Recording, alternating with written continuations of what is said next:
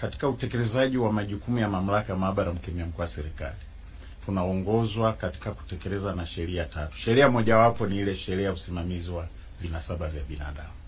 Sasa sheria ile imeweka utaratibu kabisa ambao tunafuata, ambao baadaye pia tumeuandikia kanuni kwa kuweka kitu tunaita mamlaka ombezi au requesting authority. Ukitaka ndugu yangu kupata kipimo, hauji we moja kwa moja ofisini. Ndio sheria ilivyoweka kwamba inategemea swali unalotaka kupima linahusiana na nini. Likiwa linahusisha jinai, mamlaka hayo ya kuomba kipimo kwa niaba ya mteja yamepelekwa jeshi la polisi kama hiyo itakuwa inahusiana na polisi, lakini imepelekwa mahakama kama itakuwa kwenye mahakama.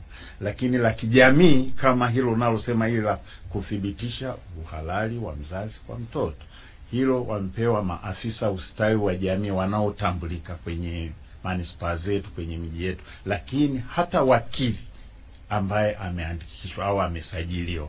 Kwa hiyo hawale kama nasema mimi nataka kupima vipimo na jambo 1, 2, 3, unampata kwa afisa ustawi wa jamii ambaye ataandika barua kwa niaba yako kwa mkemia mkuu wa serikali kwamba mimi nina ombi hili la kupima vipimo vya vinasaba labda kwa 1, 2, 3.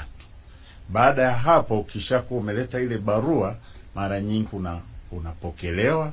Tuna eneo mamlaka, tuna maafisa wanaohusika. Wakikupokea watakwambia gharama na utapewa namba ya kulipia.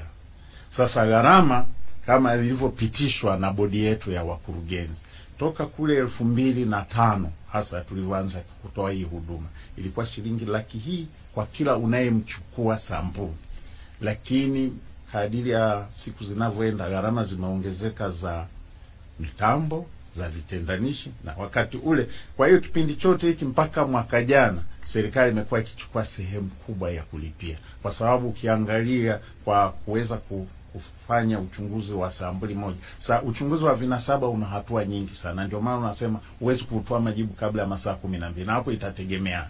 Kwa hiyo ilikuwa ukiangalia gharama yake ni kati ya shilingi 700,000 hadi 8. Lakini kwa sasa kujibu swali lako, gharama kwa mtu anayechukuliwa sampuli moja ni shilingi 212,000. Ina maana wakiwa 3 nazidisha hiyo mara 2, wakiwa 2 mara 2, wakiwa baba mama na mtoto mara 3, baba mama watoto 4 itakuwa, lakini ni shilingi 212,000.